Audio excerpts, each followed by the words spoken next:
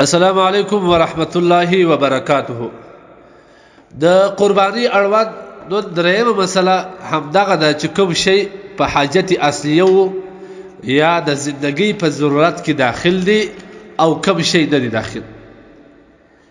دا د حاجت اصلیه او قید چې لګي دا په مختلف زمانو کې یا د زمانه د اختلاف په وجه سره دا مختلف کیږي. مثلا په خوا زمانه کې چې د حاجت او ضرورت لپاره به یو څو معمولی شان و، لیکن د وخت او د زمانه په تیریدو سره فقهای کرامو د حاجت اصلیه او ته ایسه وسعت ورکړي دي. او دا یادونه موږ مخکې وکړل چې د زکات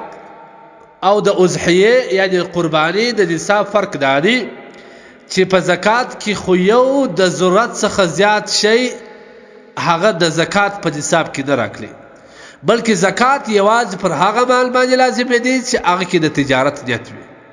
د تجارت لپاره. لہذا که د تجارت لپاره نه وي، که زیات سرای و، که زیاته ګاډي و، که زیاته ګړی و، که هر شی خو د تجارت لپاره نه پر هغه باندې زکات نشته. لیکن دا ټول زیاتوب شان بیا د قربانی په نصاب کې راوستل کیږي، او د قربانی په نصاب کې هغه مال که ستاسو سره پروت دی، که د تجارت لپاره که د غیر تجارت لپاره، لہذا هغه به حسابي. نو لہذا یو فرق خدا دی چې کم مال پروت یا د ضرورت څخه زیات شان پراته دي، پر دې که کال تیر سوی وي که نه وي، که په دغه ورځ در سره وه چې د اختر اول ورځ راغله شان ستا سره وه، پر تا اضحیه واجب ده که کال تیر سوی یې کړی وي. دوهم دا دی که د تجارت نیت کې کړی وي کړی وي، که دا مال د تجارت لپاره وي یا دغه کور پروت وي یا دغه رقم تا ته ولاړ وي، دا کې اضحیه او قربانی ستا د تجارت نیت نه غواړي. نو لہذا اوس هغه شان چې ستا په ضرورت کې دي چې هغه ستا سره وي، هغه څخه علاوه نور مال نه در سره، بیا پر تا قربانی نه ده واجب. که د هغه څخه علاوه در سره وه، بیا پر تا قربانی لازم ده. نو لہذا هغه د ضرورت شان چیش دی؟ یو د اوسېدو دپاره کور، او د اغوستلو یا پر ځان د اچولو دپاره کپړې او بستره، د هغه رقم د خوراکي استعمال دپاره برتنان، دیګونه، او د هغه رقم د ضرورت دپاره یو موټر یا موټرسایکل یا باسکل، او د کور د ضرورت دپاره چې کوم سامان دی هغه که د ضرورت فرنیچر وي، او د هغه رقم غالۍ وي، یا د کور د ضرورت شی هر شی وي. په دې باندې هر مسلمان ورو پوهېږي چې د ضرورت لپاره کوم شی په کور کې دی، یا د هغه رقم عام طور چې کوم استعمالیږي په کور کې، لکه کالیس ولا سلایي ماشین سو، د کالو ماشین سو، فریج سو، ډیفریزر سو، او د هغه رقم نور داسې شیان چې هغه قسم قیمتي وي خو د هغه ضرورت په کور کې وي، دا په ضرورت کې داخل دی. یا د هغه رقم د یو چا د آلات صنعت یا حرفت، د کاروبار یا د روزګار سامانونه، لکه د درزي دپاره سلایي ماشین سو، یا د هغه رقم د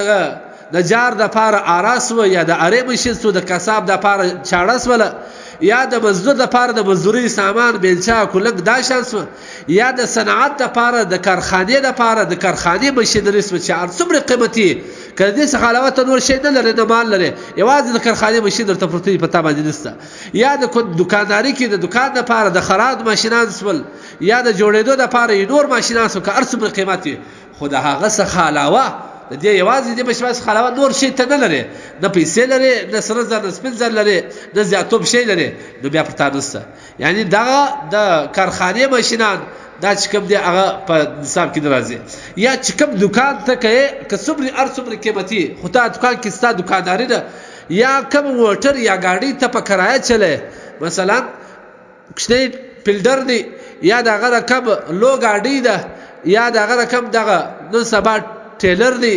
او یا دغه رقم مازدا ده، دا خلک په کرایه چلی وي، خو دومره شی نه په برابروي، یوازې د کور د ژوند نماسه وه. د دغه ټیلر، د دې مازدا، د دې ټرک څخه علاوه یا د دې بس څخه علاوه په ګرده کور کې نور شی نه لري، د ضرورت څخه زیات یا پیسې یا شی نه لري، پر دغه کسانو باندې هم اختر او اضحیه او اخترې نشته. لہذا د کرایې شی، اکه د کرایې دپاره ته موټر چلی، که هر څومره قیمتي،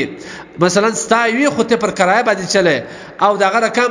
بس وي، ټرک وي، ټیلر وي، خو دا ټول ستا، یا دغه رقم د کارخانې ماشینان وي، د دې چې هر څومره قیمت وي، خو د دې څخه علاوه ته نور شی نه لري، نه سره زر نه سپین زر نه زیاتو پیسې نه د ضرورت څخه زیات شان، بیا په دې صورت کې پر تا باندې اضحیه نشته.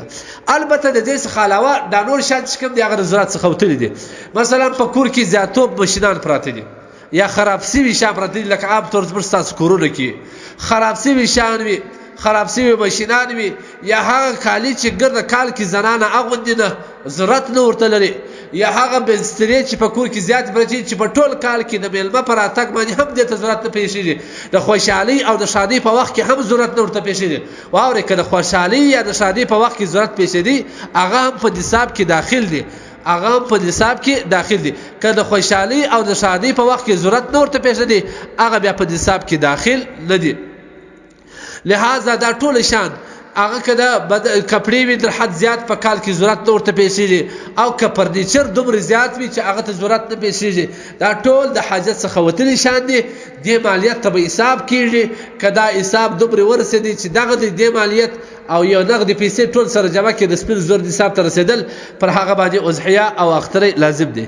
په دې اړه باندې علامه محیط البرهانی صاحب د محیط البرهانی دوهم ټوک 215 او 214 نمبر صفحه کې د دې مسلې شو وضاحت کوي. علامه شبیر رحم الله په دې مختار کې دوهم ټوک 343 نمبر صفحه کې او دغه رقم د زکات مسائل او خلاصه الفتاوا سلرم ټوک 310 نمبر صفحه کې مفتی رضوان چې هغه د ذوالحجه او قرباني فضایل او احکام متعلق یو کتاب لیکلی دی، هغه د دې مسلې شو وضاحت کوي. والله اعلم بالصواب.